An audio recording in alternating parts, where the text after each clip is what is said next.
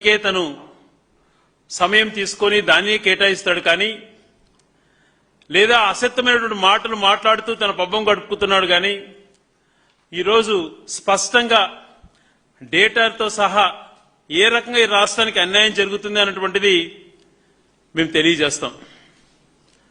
ఈ మాటలు మాట్లాడినప్పుడు ఎదురుదాడి చేసే సిద్ధాంతాలు కాకుండా జరుగుతున్నటువంటి నష్టాన్ని సమీక్షించుకొని రాబో రోజులలోనే ఈ రాష్ట్ర భవిష్యత్తు గురించి ఆలోచన చేయమని చెప్పి గౌరవ చంద్రబాబు గారిని కోరుతున్నాం. తన డబుల్ స్టాండర్డ్స్ మార్చుకోవాలి. తన అసత్యమైనటువంటి మాటలు, అసాధారణమైనటువంటి మాటలు అన్ని కూడా కల్లిబుల్లి మాటలు కట్టిపెట్టి రియల్ గా ఈ రాష్ట్రానికి మేలు చేసే ఆలోచన తను చేయాలి అని చెప్పి గట్టిగా ఆయనకు చెప్తూ, ఈ రాష్ట్రంలో నేను దావోస్కి వెళ్తున్నాను, నేను వెళ్తున్నాను, నా కుమారుడు వెళ్తున్నాడు, అక్కడ నెలల రోజులు ఉంటున్నాం అని చెప్పుకుంటూ అక్కడికి వెళ్లేటువంటి పర్యటనలో భాగంగా తన పిఆర్ కోసము తను నివసించేదానికి కొన్ని కోట్లు ఖర్చు పెడుతూ ఫాల్స్ ప్రాపగండా చేస్తూ కోట్లాది పెట్టుబడులు వచ్చేస్తున్నాయి, లక్షల కోట్లకు ఎంఓయూలు జరిగాయి, రాష్ట్ర భవిష్యత్తు మారిపోయింది అని చెప్పి అనేక మాటలు మాట్లాడుతుంటాడు. మొదటిగా ఈ అంశం పైన పార్లమెంట్లో గౌరవ పార్లమెంట్ సభ్యులు మిథున్ రెడ్డి గారు ఒక ప్రశ్న వేశారు. ఎన్ని లక్షల కోట్లు పెట్టుబడులు ఇక్కడికి వచ్చాయి, ఎంతమందికి ఉపాధి కల్పించారు ఇప్పటిదాకా ఈ 2 సంవత్సరాలలో అన్నటువంటి ప్రశ్న వేస్తే మినిస్ట్రీ ఆఫ్ కామర్స్ కు సంబంధించినటువంటి DPIIT, department of promotion of industry and internal trade అన్నటువంటిది ఏదైనా కూడా ఎఫ్డీఐకి సంబంధించింది కానీ పరిశ్రమలు ఇక్కడ మొదలుపెట్టేటువంటి సంబంధించినటువంటి ఏదైనా కూడా అక్కడ కంపల్సరీ ఇన్ఫర్మేషన్ ఉంటుంది. వాళ్ళు ఇచ్చినటువంటి రికార్డు ప్రకారం ఈయన ఇప్పటిదాకా 23 లక్షల కోట్ల పెట్టుబడులు పెట్టామని చెప్పేటువంటి చంద్రబాబు నాయుడు గారు మాటలు అన్ని కూడా అసత్యమైనటివి. కేవలం ఈ 2 సంవత్సరాలలో 6,900 కోట్లు మాత్రమే ఇక్కడ పనులు జరుగుతున్నాయి. అందులో ఇవంతా కూడా కలిపి కేవలం 10 పరిశ్రమలకు సంబంధించిందే. అందులో 2 పరిశ్రమలు మాత్రమే పురోగతిలో ఉన్నాయి. ఈ 10 పరిశ్రమలు అయిపోతే కూడా 22,000 ఉద్యోగాలు క్రియేట్ అవుతాయి అని చెప్పి వాళ్ళు చెప్పారు. మరి వీళ్ళేమంటారు, 23 లక్షల కోట్ల పెట్టుబడులు వచ్చేసాయి, 25 లక్షల మందికి ఉద్యోగాలు ఇచ్చేశాము, మేము చెప్పినటువంటి నిరుద్యోగ భృతి అవసరం లేదు, ప్రతి ఒక్కరు ఉద్యోగాలలోనే ఉన్నారు, ఏ ఒక్క నిరుద్యోగం కూడా లేడు ఈ రాష్ట్రంలో, కాబట్టి మేము నిరుద్యోగ భృతి ఇవ్వాల్సిన అవసరం లేదు, 25 లక్షల మందికి ఉద్యోగాలు ఇచ్చేసామని చెప్తారు. మరి ఈ డేటా ప్రకారం చూస్తే ఏదైతే డిపిఐఐటి ఇచ్చినటువంటి ఇన్ఫర్మేషన్ ప్రకారం మినిస్ట్రీ ఆఫ్ కామర్స్ సంబంధించినటువంటి ఇన్ఫర్మేషన్ బట్టి చూస్తే కేవలం 22,000 ఉద్యోగాలు మాత్రమే వచ్చాయి.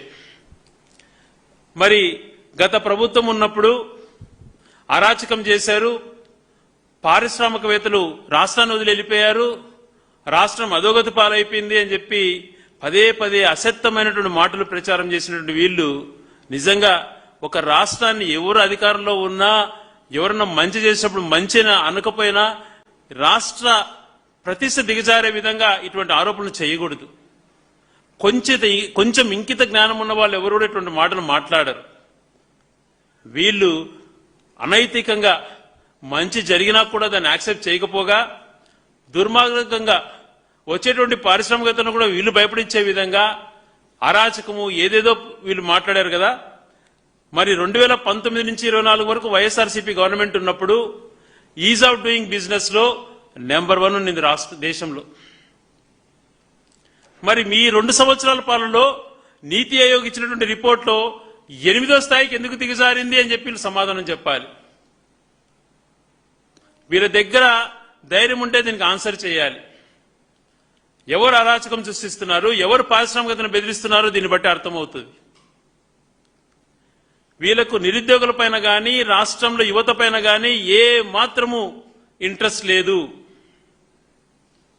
ఇదే ఆరోపణలు గతంలో చేసినప్పుడు కూడా మా గౌరవ నాయకులు జగన్మోహన్ రెడ్డి గారు 2019-24 సంబంధించినటువంటి ఏదైతే మ్యానుఫ్యాక్చరింగ్ సంబంధించినటువంటి జీవీఏ కానీ ఇండస్ట్రీకి సంబంధించినటువంటి జీవీఏ వాళ్ళ రిపోర్ట్స్ 19-24 మధ్యన ఏ రకంగా ఈ రాష్ట్రం ఉన్నింది అన్నటువంటి దానిపైన ట్వీట్ చేశారు, ప్రెస్ మీట్ లో చెప్పారు. మరొకసారి గుర్తు చేస్తున్న జగన్మోహన్ రెడ్డి గారు చెప్పిన అంశం పైన మ్యానుఫ్యాక్చరింగ్ లో సౌత్ ఇండియాలో నెంబర్ 1 ఉన్నింది ఆంధ్రప్రదేశ్ రాష్ట్రము. ఇది నేను చెప్పేటువంటిది కాదు, రిజర్వ్ బ్యాంక్ ఆఫ్ ఇండియా చెప్పేటువంటిది. రిజర్వ్ బ్యాంక్ ఆఫ్ ఇండియా ఇచ్చినటువంటి రిపోర్ట్ లో సౌత్ ఇండియాలో నెంబర్ 1 ఉన్నింది మ్యానుఫ్యాక్చరింగ్ లో. భారతదేశంలో 5th ప్లేస్ లో ఉన్నది.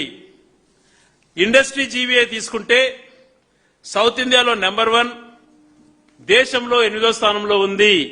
ఇది కూడా రిజర్వ్ బ్యాంక్ ఆఫ్ ఇండియా ఇచ్చినటువంటి సోర్సు.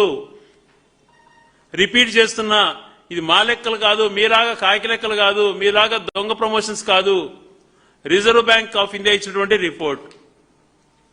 మరి ఇండస్ట్రీలో కానీ మ్యానుఫ్యాక్చరింగ్ లో కానీ సౌత్ ఇండియాలో నెంబర్ 1 నుండి భారతదేశంలో 5th, 8th ప్లేసెస్ లో ఉన్నటువంటి ఆంధ్రప్రదేశ్ గతంలో 19 నుంచి 24 మధ్యన ఉంటే ఇప్పుడు ఈజ్ ఆఫ్ డూయింగ్ బిజినెస్ లో 8వ స్థానానికి దిగజార్చారు. పరిశ్రమల విషయంలో ఎన్ని గ్రౌండ్ అయినటువంటిది మరి మనకు డిపిఐఐటి రిపోర్ట్ ప్రకారం చూస్తున్నాం. ఇవన్నీ చూస్తే ఎవరు విధ్వంసం చేశారు? మీ పరిపాలన కాదా విధ్వంసం జరిగింది? మరి స్మాల్ ఎంటర్ప్రైనర్స్ ను పారిశ్రామికవేత్తను తీర్చిదిద్దాలన్నా, మధ్యతరగతి వాళ్ళను బాగుపరచాలన్నా చిన్న చిన్న పరిశ్రమలకు చేయూతనందిస్తేనే అది సాధ్యపడుతుంది. భారీ పరిశ్రమలతో పాటు చిన్న చిన్న పరిశ్రమలు కానీ ఉపాధి కల్పించేటువంటి అనేక చిన్న పరిశ్రమలను దాన్ని ప్రాపర్ గా చూసుకుంటేనే మంచి జరుగుతుంది. అవి ఎంఎస్ఎంఈస్ అంటారు. వాటికి సంబంధించి క్రమం తప్పకుండా ఇన్సెంటివ్ జగన్మోహన్ రెడ్డి గారి పీరియడ్ లో బ్రహ్మాండంగా ఇచ్చారు అన్నటువంటిది అందరికీ కూడా తెలిసిన అంశమే. మరి దానికి సంబంధించి కూడా లోక్సభలో ఒక ప్రశ్న వేస్తే దాదాపుగా 4500 ఎంఎస్సికి సంబంధించిన ఇండస్ట్రీస్ క్లోజ్ అయిపోయాయి 2 సంవత్సరాలలో. దాదాపుగా 49,000 ఉద్యోగాలు కోల్పోయారు. 49,000 ఉద్యోగాలు. 4,500 చిన్న పరిశ్రమలు మూతపడితే దాదాపుగా 49,000 ఉద్యోగాలు వాళ్లకు ఉద్యోగాలు పోయాయి. పైన చూస్తే వీళ్ళు చెప్పేటువంటి 1,00,000 ఉద్యోగాలు కనపడలేదు, కేవలం 22,000 అన్నటువంటిది రిపోర్ట్ కనపడుతోంది. కింద చూస్తే మన ఎంఎస్ఎంఈలకు సంబంధించి చూసుకుంటే 50,000 మంది దాదాపుగా ఉద్యోగాలు కోల్పోయారు. 4,500 దాదాపు కుటీర పరిశ్రమలు అన్ని కూడా మూతపడ్డాయి. ఇయర్ వారీగా కూడా చూసుకున్నప్పుడు 24-25లో మైక్రో అంటే స్మూష పరిశ్రమలకు సంబంధించి 1883 మైక్రో ఇండస్ట్రీస్, స్మాల్ ఇండస్ట్రీస్ వచ్చి దాదాపుగా 1400 ఒక 25-26లోనే క్లోజ్ అయినాయి. అంటే సంవత్సర వారీగా డేటా చూస్తే కూడా ఓవరాల్ గా 4,500 పరిశ్రమలు క్లోజ్ అయినట్టుగా లోకసభలో వాళ్ళు ఇచ్చినటువంటి వీర కూటమి భాగస్వామ్యతో నడుస్తున్నటువంటి కూటమి ప్రభుత్వంలో ఎన్డీఏ ఇచ్చినటువంటి రిపోర్టులు ఇవ్వండి. మరి ఇండస్ట్రియల్ పరంగా ఫెయిల్ అయ్యారు. మరొక పక్కన చూస్తే చిన్న చిన్న పారిశ్రామికతలు ఆదుకోవాల్సినట్టు ప్రభుత్వం నిర్వీర్యం చేసి వాటి మూత కారకులయ్యారు. ఈజ్ ఆఫ్ డూయింగ్ బిజినెస్ లో స్థాయిని దిగజారు చేశారు. మరి దీన్ని అన్ని బట్టి చూస్తే ఎవరి పరిపాలనలో అరాచకం అన్నటువంటిది ఇప్పుడైనా స్పష్టం చేయాలి. మీ పాలనలో అరాచకాలు చేస్తూ మీ పాలనలో లంచాలకు కక్కుర్తి పడి పారిశ్రామికవేత్తలు బెదిరిస్తూ రాకుండా చేస్తున్నటువంటిది మీరు. కానీ దాన్ని బురద జల్లే కార్యక్రమం ఇంకొక రకంగా మీకు చేతనొచ్చేది ఆ నెరేటివ్సే. ఇతరులపైన మంచి చేసిన వాళ్ళపైన బురద జల్లడం, మీరు అన్ని తప్పులు చేయడం. బాధ్యత ఉండాలండి. ఇవన్నీ with all the reserve bank of sources of ఇండియాలో సంబంధించినటువంటియో నీతి ఆయోగ్ సంబంధించిన రిపోర్ట్స్ మేము చూపిస్తుండేది మీకు. మేమేమో మీలాగా మీ ఆఫీసులలో తయారు చేసేటి కాదు. అలాగే గత 2-3 రోజుల క్రితం కూడా ఆంధ్ర రాష్ట్రంలో జీఎస్టీ కానీ జీఎస్డీపీకి సంబంధించినటువంటిది కూడా రేటింగ్స్ బాగా తగ్గిపోయిన ఆదాయం అటువంటిది కూడా మనం చూసాం. మీరు జీడీపీలో అంకెల పరంగా చూపిస్తున్నారేమో కానీ బట్ రిసిప్ట్స్ నుండి జీఎస్టీ చూస్తే ఏ రకమైనటువంటి పరిస్థితి ఉందో మనకు అర్థమవుతా ఉంది. వాస్తవాలను కప్పిపుచ్చి మీరు ఆర్భాటాలకు చేస్తున్నారు ప్రయత్నం. ఎప్పుడు కూడా మనం వాస్తవానికి దగ్గరగా పనిచేస్తే ప్రజలకు మేలు జరుగుతుంది. ఆర్భాటాలకు మీ యొక్క పబ్లిసిటీకి ప్రాధాన్యతనిస్తే రాష్ట్రం అధోగతి పాలవుతుంది అన్నటువంటిది వీళ్ళకి తెలియజేసుకోవాలి. ఇవన్నీ ఒక ఎత్తు అయితే గతంలో కూడా మేము చెప్పాం, మీ యొక్క పరిపాలన వచ్చిన తర్వాత రాష్ట్రంలో దేశంలోనే హైయెస్ట్ రెవెన్యూ డెఫిసిట్ ఉన్నటువంటి రాష్ట్రం కూడా ఆంధ్రప్రదేశ్ అయిపోయింది. దాదాపుగా సంవత్సరం క్రితమే 61,000 కోట్ల పైగా రెవెన్యూ డెఫిసిట్ ఉన్నటువంటి రాష్ట్రం ఈ దేశంలో ఏదీ లేదు.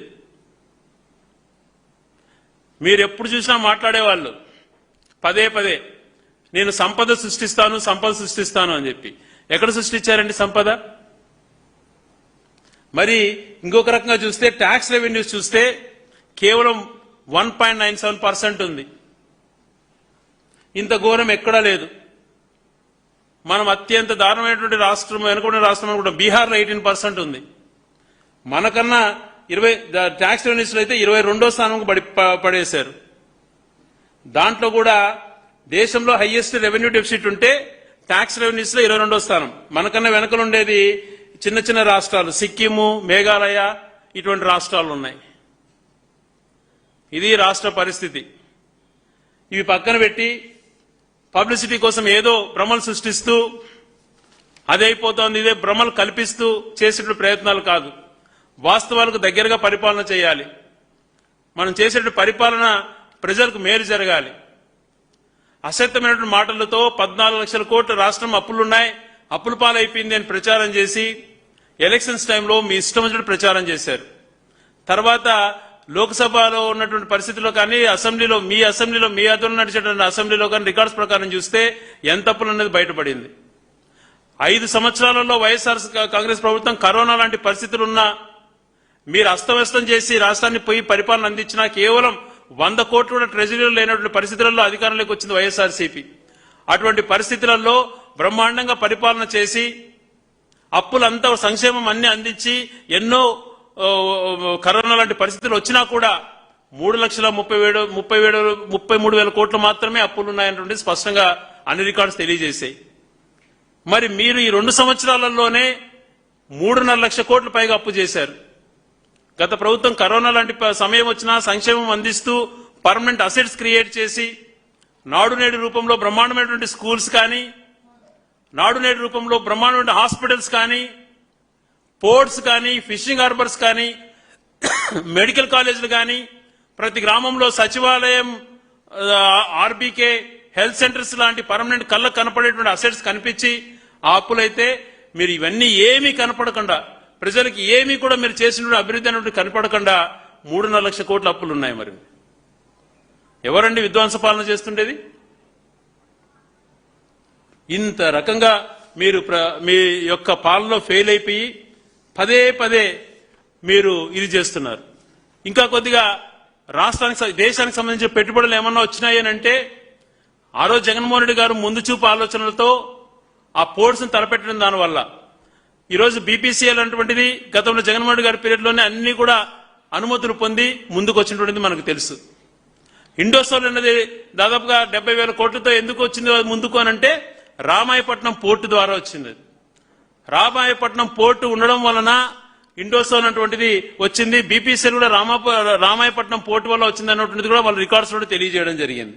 మరి అంత ముందు చూపుతో ఆ పోర్టును దాదాపుగా కంప్లీట్ స్టేజ్కి తీసుకొచ్చింది ఎవరండి? జేఎస్డబ్ల్యూ స్టీల్స్ కూడా, వాళ్ళు కూడా ఆ రామాయపట్నంలో ఒక పోర్టు, 2 పోర్టు వాళ్ళు కూడా 2 ప్లాట్ఫామ్ బుక్ చేసుకున్నారు. మరి ఇండోసోల్ కూడా దానికి వచ్చేటువంటి 4 ఇది ఉంటే దాంట్లో వాళ్ళు కూడా ఒకటి బుక్ చేసుకున్నారు.